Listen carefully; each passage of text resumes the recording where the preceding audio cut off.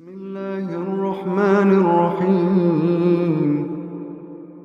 لله ما في السماوات وما في الأرض لله ما في السماوات وما في الأرض لله ما في السماوات وما في الأرض وإن تبدوا ما في أنفسكم أو تخفوه يحاسبكم به الله فيغفر لمن يشاء ويعذب من يشاء فيغفر لمن يشاء ويعذب من يشاء والله على كل شيء قدير والله على كل شيء قدير. الحمد لله رب العالمين والصلاة والسلام على سيد الأنبياء والمرسلين سيدنا محمد وآله وأصحابه أجمعين. قال الله تعالى: أعوذ بالله من الشيطان الرجيم بسم الله الرحمن الرحيم. وَإِذْ قَالَ إِبْرَاهِيمُ رَبِّ اجْعَلْ هَذَا بَلَدًا آمِنًا وَارْزُقْ أَهْلَهُ مِنَ الثَّمَرَاتِ مَنْ آمَنَ مِنْهُمْ بِاللَّهِ وَالْيَوْمِ الْآخِرِ قَالَ وَمَنْ كَفَرَ فَأُمَتِّعُهُ قَلِيلًا ثُمَّ أَضْطَرُّهُ إِلَى عَذَابِ النَّارِ وَبِئْسَ الْمَصِيرُ. صدق اللہ العظیم. بزرگان محترم، سورہ بقرہ کی آیت نمبر 126 اس وقت میں نے آپ کے سامنے تلاوت کرنے کی سعادت حاصل کی ہے. اس آیت مبارکہ میں اللہ تبارک و تعالیٰ نے سیدنا ابراہیم خلیل اللہ علیہ السلام کی ایک عظیم ترین دعا کا تذکرہ فرمایا. تو سیدنا ابراہیم علیہ السلام کی بے شمار دعائیں قرآن پاک میں مذکور ہیں، جن میں سے یہاں جو آپ نے دعا مانگی مکۃ المکرمہ کے سلسلے میں، اللہ پاک نے اس کو شرف قبولیت عطا فرمائی. اللہ تعالیٰ کا فرمان ہے: وَإِذْ قَالَ إِبْرَاهِيمُ رَبِّ اجْعَلْ هَذَا بَلَدًا آمِنًا. اور اس وقت کو یاد کیجئے، اور وہ وقت بھی قابل ذکر ہے، یاد کے قابل ہے، کہ جب حضرت ابراہیم علیہ السلام نے یوں فرمایا دعا کرتے ہوئے: ربی، اے میرے پروردگار. ان الفاظ کے ذریعے حضرت ابراہیم علیہ السلام نے دعا مانگنے کا سلیقہ بھی سکھا دیا، طریقہ بھی بتا دیا کہ کس طرح اللہ تعالیٰ کو پکارا جائے. ربی جس کے معنی آتے ہیں اے میرے پالن ہار. اور اسی طرح قرآن پاک میں جو بے شمار دعائیں ہیں جو ربنا سے ہیں: ربنا آتنا فی الدنیا حسنہ، ربنا ظلمنا انفسنا، ربنا لا تؤاخذنا. تو ان الفاظ سے دعا مانگنا اللہ کو بہت ہی پسند ہے، اس لیے کہ صفت ربوبیت یہ جو اللہ کی صفت ہے کہ جس کے معنی پالن ہار کے ہیں، ان الفاظ میں اللہ پاک نے ایسی تاثیر رکھی ہے جو اللہ کی رحمت کو بندوں کی طرف متوجہ کرتی ہے، کہ ان الفاظ کے ذریعے جو دعا مانگتے ہیں اللہ تعالیٰ کی مہربانی، اس کی عنایت، اس کا کرم بندوں کی طرف خاص طور پہ متوجہ ہوتا ہے۔ تو آپ نے انہی الفاظ کے ذریعے دعا مانگی۔ دعا یہ مانگی کہ اجعل ھذا بلدا آمنا، کہ اے میرے رب اس جگہ کو، اس سے مراد مکۃ المکرمہ کا شہر ہے جو آباد نہیں ہوا تھا، غیر آبادی تھی جس کا تذکرہ سورہ ابراہیم میں موجود ہے، غیر ذی زرع، جہاں نہ کوئی شجر، جہاں نہ کوئی انسان، جہاں نہ کوئی آبادی، بلکہ ویران مقام اور انتہائی سناٹا چھایا ہوا تھا، ہر طرف پتھریلی زمین تھی۔ تو اس مقام کے لیے سیدنا ابراہیم علیہ السلام نے یہ دعا فرمائی کہ اس حصے کو، اس مقام کو بلدن، آپ شہر بنا دیجیے۔ ظاہر سی بات ہے کہ شہر اسی علاقے کو کہتے ہیں جو آباد ہو، جہاں کثرت سے لوگ پائے جائیں، جہاں لوگوں کا آنا جانا کثرت سے ہو۔ تو اللہ پاک نے حضرت ابراہیم علیہ السلام کے ذریعے یہ الفاظ جاری فرمائے کہ قیامت تک اس شہر کو آباد کیا جائے گا۔ تو جس وقت آپ نے دعا مانگی، انتہائی ویران مقام تھا، تو آپ نے اللہ سے درخواست کی کہ یا اللہ اس حصے کو، اس مقام کو شہر بنا دیجیے، آبادی والا مقام بنا دیجیے۔ صرف شہر ہی نہیں بلکہ ایسا شہر کہ آمیناً، امن والا بھی۔ یوں تو دنیا میں بہت سارے شہر ہیں جہاں لوگوں کی آبادی موجود ہے، مگر جہاں کثرت سے لوگ پائے جاتے ہیں وہاں لڑائی بھی رہتے ہیں، جھگڑے بھی ہوتے ہیں، فسادات بھی ہوتے ہیں۔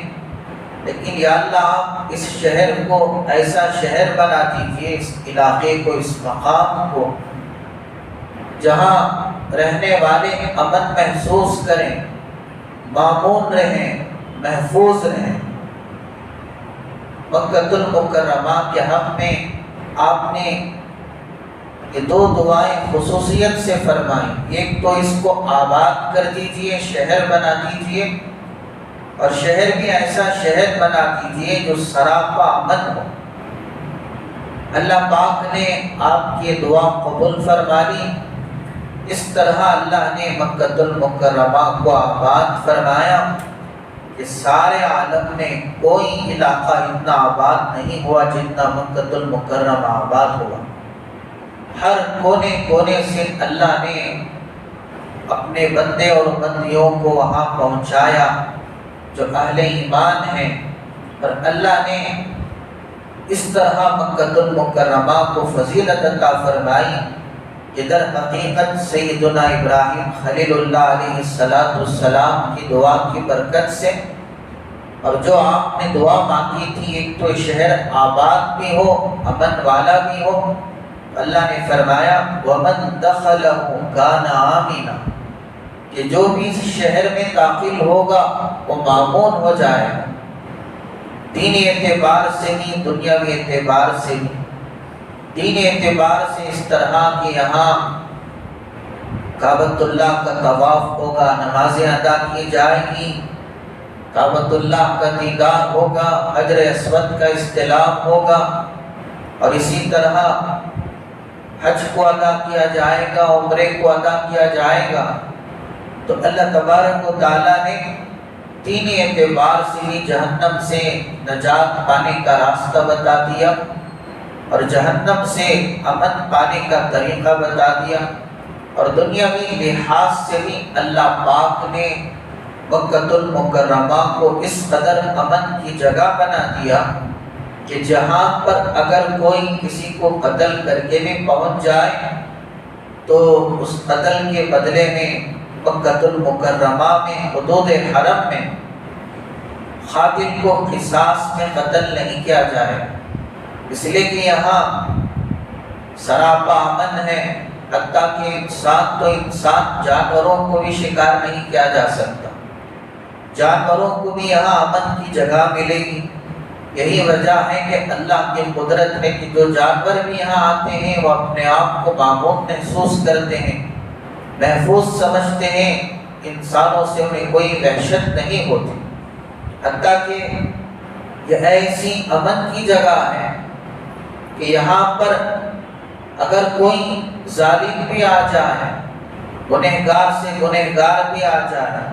حتیٰ کہ حضرت عمر فاروق رضی اللہ تعالیٰ عنہ نے فرمایا اگر میرے والد کا قاتل، میرے باپ کا قاتل بھی یہاں آ جائے تو میں اپنے باپ کے قتل کے بدلے میں اس کو قتل نہیں کروں گا، اس لیے کہ یہ امن کی جگہ ہے۔ اور اسی طرح حضرت عمر رضی اللہ عنہ کے فرزند ارجمند حضرت عبداللہ ابن عمر رضی اللہ عنہما نے فرمایا اگر میرے والد عمر کا قاتل بھی یہاں آ جائے تو میں اس کو مجبور تک نہیں کروں گا کہ وہ حدود حرم سے باہر جائے۔ اس طرح اللہ پاک نے اس شہر کو سراپا امن بنا دیا، وَمَن دَخَلَهُ كَانَ آمِنًا، کہ جو بھی حدود حرم میں داخل ہو گیا وہ اللہ کی حفاظت میں آ گیا، اللہ کی امان میں آ گیا۔ اور اسی طرح اللہ نے اس شہر کو ایسے آباد فرمایا، یہاں اسی طرح اللہ نے خانہ کعبہ کے تعلق سے فرمایا کہ وَإِذْ جَعَلْنَا الْبَيْتَ مَثَابَةً لِلنَّاسِ وَأَمْنًا، کہ خانہ کعبہ کے ذریعے اللہ پاک نے مکۃ المکرمہ میں اتنی فضیلت عطا فرمائی کہ خانہ کعبہ کو پوری انسانیت کے لیے مرکز بنا دیا، مرجع بنا دیا، امن کی جگہ بنا دیا، یعنی سارے عالم کے لوگ بار بار یہاں آتے رہے، ایک بار آئے، دو بار آئے، تین بار آئے، ان کا جی نہ بھرے، سینکڑوں دفعہ آتے رہے، لیکن کبھی ان کی خواہش ایسا نہیں کہ ایک دفعہ دو دفعہ دنیا کے مختلف مقامات ہیں، سیر و تفریح کے ذریعے جو لوگ گھومنے کے لیے جاتے ہیں، ایک دفعہ جاتے ہیں، دو دفعہ جاتے ہیں، آخر کار عمدہ جاتے ہیں، لیکن اللہ نے خانہ کعبہ میں وہ تاثیر رکھ دی، ہزاروں دفعہ بھی یہاں حاضری دے کبھی دل عمدہ نہیں جائے۔ اللہ نے خانہ کعبہ میں وہ کشش رکھ دی، وہ انوار اور وہ تجلیات کا اللہ نے یہاں نزول فرمایا کہ صرف طواف یا نماز ہی کو اجر کا ذریعہ نہیں بنایا۔ اللہ کے حبیب پاک صلی اللہ علیہ وسلم نے فرمایا کہ ایک نظر خانہ کعبہ پر ایک طرف ہے اور 500 سال کی عبادت دوسری طرف ہے تو خانہ کعبہ کا دیدار 500 سال کی عبادت سے بڑھ جائے۔ اللہ نے وہ فضیلت رکھ دی، وہ مقام رکھ دیا۔ خانہ کعبہ اسی طرح حجر اسود ہے، رکن یمانی ہے، طاف ہے، ملتزم ہے، مقام ابراہیم ہے، صفا ہے، مروہ ہے، زمزم ہے، بے شمار شعائر اسلام کہ جو اسلام کی خصوصی نشانیاں ہیں اللہ پاک نے اس شہر مکۃ المکرمہ میں رکھ دی۔ اور اللہ نے اس شہر کی قسم کھا دی، وَهَذَا الْبَلَدِ الْأَمِينِ، مجھے قسم ہے اس امن والے شہر کی، لا اقسم بهذا البلد، مجھے میں قسم کھاتا ہوں اس شہر کی۔ اسی طرح اللہ پاک نے مکۃ المکرمہ کو اتنی فضیلت عطا فرمائی کہ اس کو ام القریٰ کا خطاب عطا فرمایا کہ دنیا میں جتنی بستیاں ہیں، جتنے ممالک ہیں، ان تمام ممالک، تمام شہر اور تمام بستیوں کا یہ سردار ہے، یہ سب کی ماں ہے، ام القریٰ۔ یہ وہ شہر ہے جہاں نزول قرآن کا آغاز ہوا، جہاں غار حرا ہے کہ اللہ کے حبیب پاک صلی اللہ علیہ وسلم کئی راتیں وہاں قیام فرمایا کرتے تھے، جہاں نزول قرآن کا آغاز ہوا۔ یہ وہی شہر ہے جہاں جبریل علیہ السلام تشریف لاتے، اللہ تعالیٰ کے کلام کو لے کر نازل ہوتے۔ یہ وہی شہر ہے جہاں اللہ کے حبیب پاک صلی اللہ علیہ وسلم نے ارشاد فرمایا کہ اگر کوئی ایک نماز ادا کرے تو ایک نماز پر 1,00,000 نمازوں کا ثواب اللہ عطا فرماتے ہیں۔ حسن بصری رحمۃ اللہ علیہ نے مزید حدیث کی تشریح کرتے ہوئے ارشاد فرمایا اگر کوئی یہاں ایک روزہ رکھے 1,00,000 روزوں کا ثواب اللہ عطا فرماتے ہیں۔ ایک مرتبہ سبحان اللہ کہے 1,00,000 مرتبہ سبحان اللہ کہنے کا ثواب عطا فرماتے ہیں۔ 1 درہم 1 روپیہ اگر کوئی یہاں صدقہ کرے، خیرات کرے، اللہ کی راہ میں لے، 1,00,000 درہم صدقہ کرنے کا ثواب اللہ عطا فرماتے ہیں۔ تو یہ وہ مقام ہے جہاں اللہ کا وہ گھر ہے ان اول بیت وضع للناس، کہ جس گھر کو لوگوں کی جو ہے عبادت کے لیے، پروردگار کی بندگی کے لیے سب سے پہلے جس گھر کو اللہ پاک نے یہاں بنایا، کہ جس گھر کو اللہ پاک نے وجود عطا فرمایا، کہ جس حصے سے سارے عالم کی ابتدا ہوئی، اسی حصے سے اللہ پاک نے دنیا کو آباد فرمایا، یہ وہی مکۃ المکرمہ ہے جہاں اللہ پاک نے جو گھر سیدنا آدم علیہ السلام کے ساتھ اتارا، کہ جس کی طرف سارے عالم کے مسلمان ہر نماز میں رخ کر کے نماز ادا کرتے ہیں، کہ سب کے لیے اللہ پاک نے قبلہ بنا دیا۔ جب تک کعبۃ اللہ کی طرف رخ نہ ہو، جب تک کعبۃ اللہ کی طرف چہرہ نہ ہو، اس وقت تک کسی کی نماز قبول نہیں کی جاتی۔ یہ وہی گھر ہے کہ روزانہ جس گھر پر 120 رحمتیں اللہ پاک نازل فرماتے ہیں، یہ وہی گھر ہے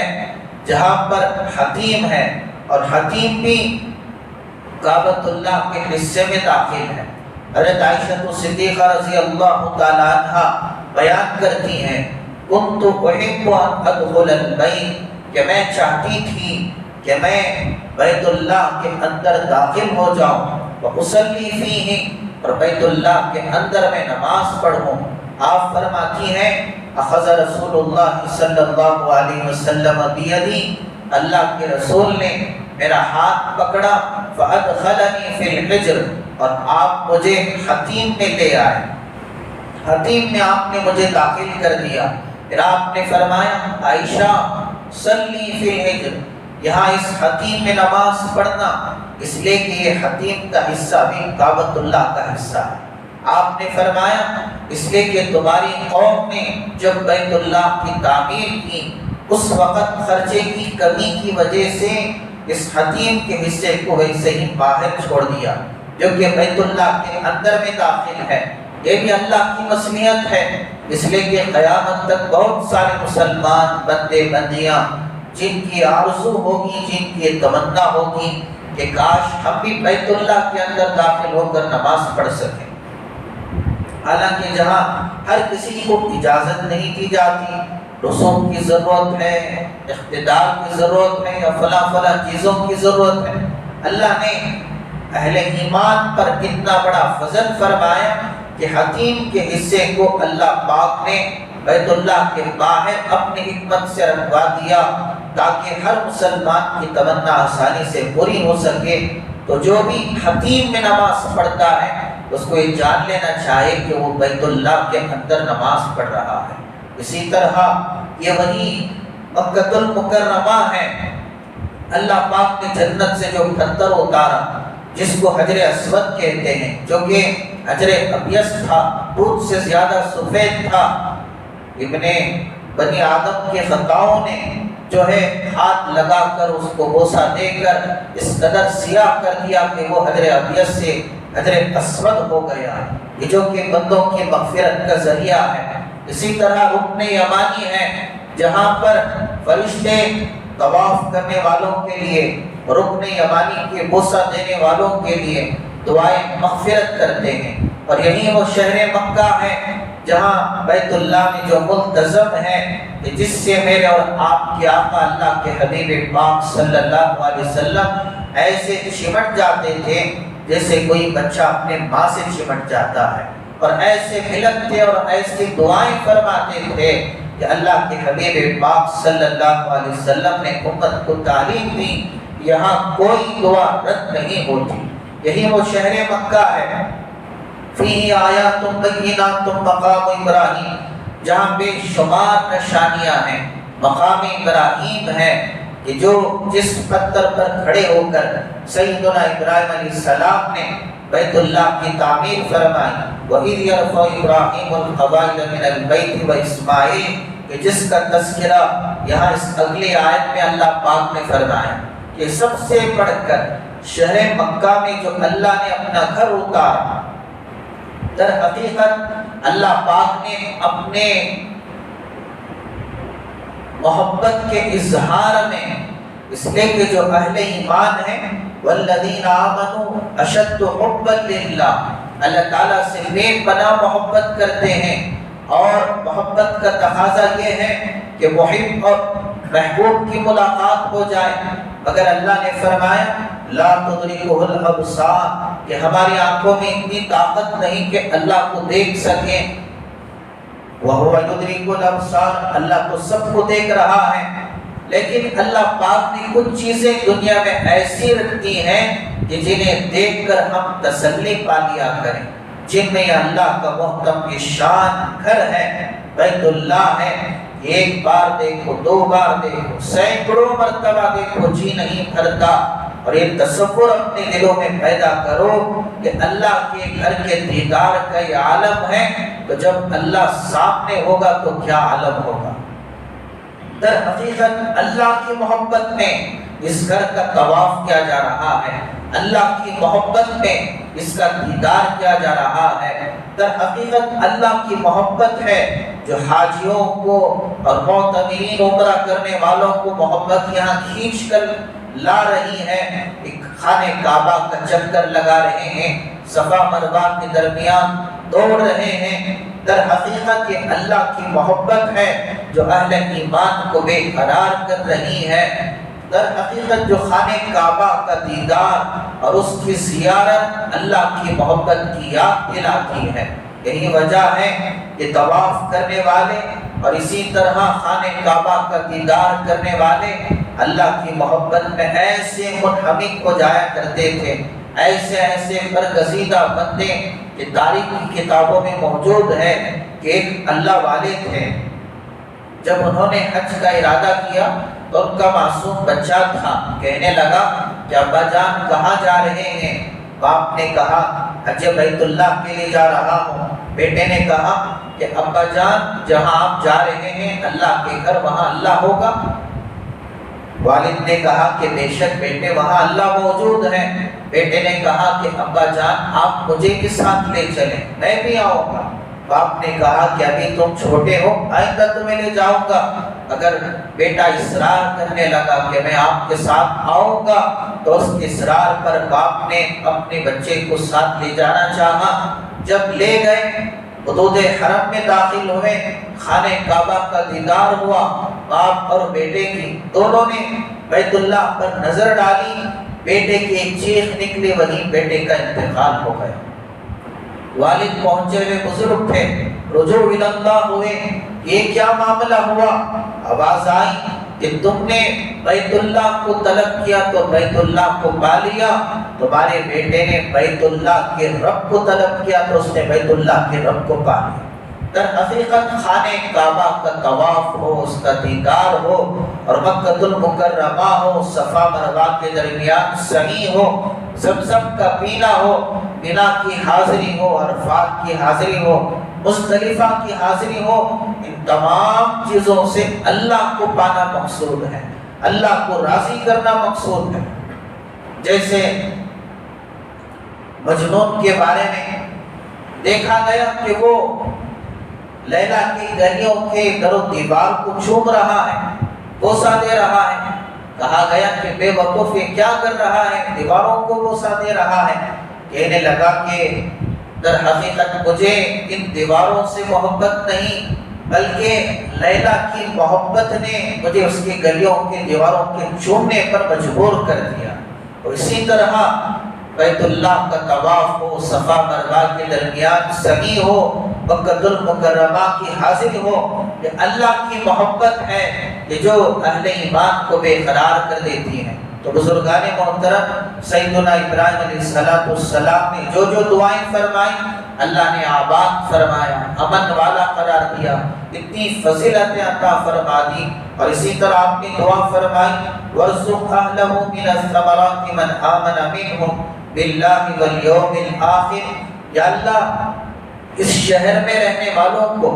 ہر قسم کے میوے عطا فرما۔ یہاں رہنے والوں میں خصوصیت سے آپ نے ذکر کیا جو ایمان رکھتے ہو اللہ پر اور قیامت کے دن پر۔ تو آپ نے فرمایا کہ جو اس علاقے میں رہنے والے جو مسلمان ہیں یا اللہ انہیں ہر قسم کے میوے اور پھل عطا فرما۔ اللہ نے فرمایا قال ومن كفر فأمتعه قليلا،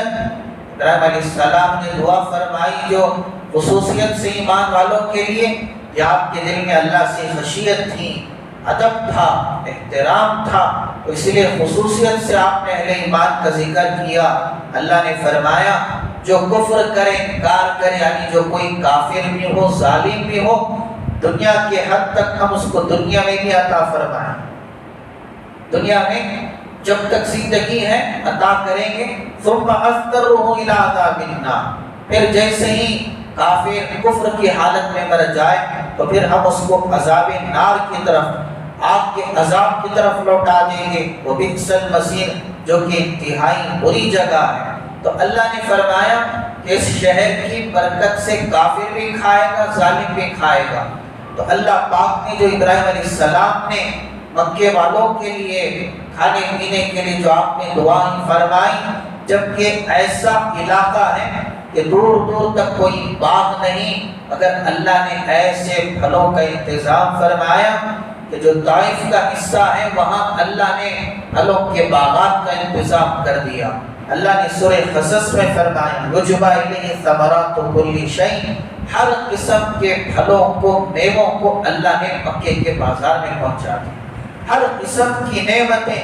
اللہ نے مکے کے دسترخوان میں پہنچا دی۔ در حقیقت ابراہیم علیہ السلام کی دعا تھی جو اللہ نے قبول فرمایا۔ تو حضرات ہر مسلمان کو چاہیے کہ اپنے دل میں تمنا رکھے، آرزو رکھے، جو حجاج جا رہے ہیں، جو جا چکے ہیں، فقط وہی نہیں ہے کہ جو صرف اللہ کے گھر کے دیدار سے سرفراز ہوں، بلکہ اللہ کے حضور میں مانگیں کہ ہم میں سے ہر ایک کو، ہر مسلمان بندے کو اور بندی کو موت سے پہلے بار بار اللہ اپنے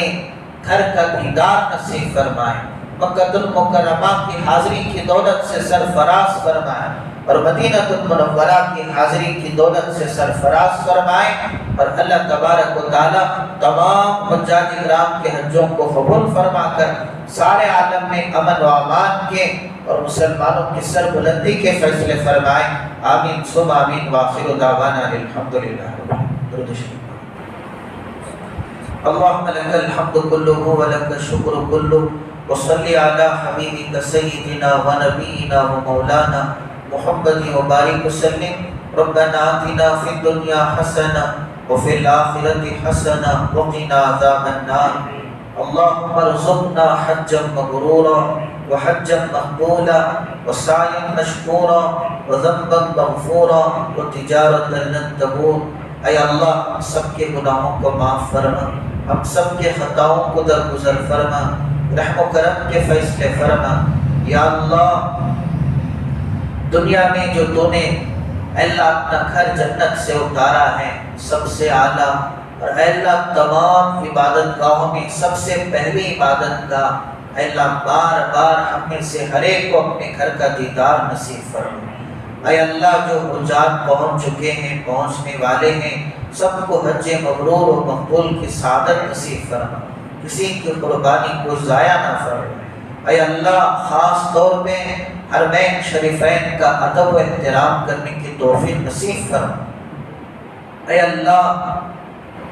ہم سب کے دلوں میں اپنے گھر کی، مکہ المکرمہ کی، مدینہ المنورہ کی عظمت پیدا فرما۔ یا اللہ ہمیں سے ہر ایک کو اے اللہ ان مقامات میں پہنچنے کے لیے قدم اٹھانے کی توفیق عطا فرما۔ کوششیں کرنے کی توفیق عطا فرما۔ اے اللہ ہمارا ایمان ہے دنیا کی دولت پر، دنیا کی طاقت پر یہ سفر منحصر نہیں ہے، جب تک کہ تیری توفیق نہ ہو جائے یہ قدم اٹھتے نہیں ہیں، اٹھائے جاتے ہیں، ہم جاتے نہیں ہیں، بلائے جاتے ہیں۔ اصل تیری قدرت ہے، جسے چاہتا ہے تو توفیق دیتا ہے، ورنہ یا اللہ کیسے کیسے بادشاہ اور کیسے کیسے امیر دنیا میں گزرے ہیں، چاہتے تو سارے قبیلے کو لے کر وہاں پہنچ سکتے تھے، مگر خود کو توفیق نہیں ہوئی۔ یا اللہ جب تو بلانے پر آیا فقیر سے فقیر آدمیوں کو وہاں پہنچا دیا، محض تیری طاقت ہے، تیرا فضل ہے، ہمیں سے ہر ایک کو یا اللہ مکہ المکرمہ اور مدینہ المنورہ کی حاضری کی دولت سے سرفراز فرما، اور اے اللہ تمام حاجیوں کے حجوں کو قبول فرما کر سارے عالم میں مسلمانوں کی حفاظت فرما، حق قبول بالا فرما، باطل کا خاتمہ فرما، زندگیوں میں تبدیل پیدا فرما، اپنا ڈر اور اپنا خوف نصیب فرما، جب تک زندگی باقی رہے ایمان اور اسلام پر استقامت نصیب فرما، اور جب موت کی گھڑی آئے تو کلمے والی موت نصیب فرما۔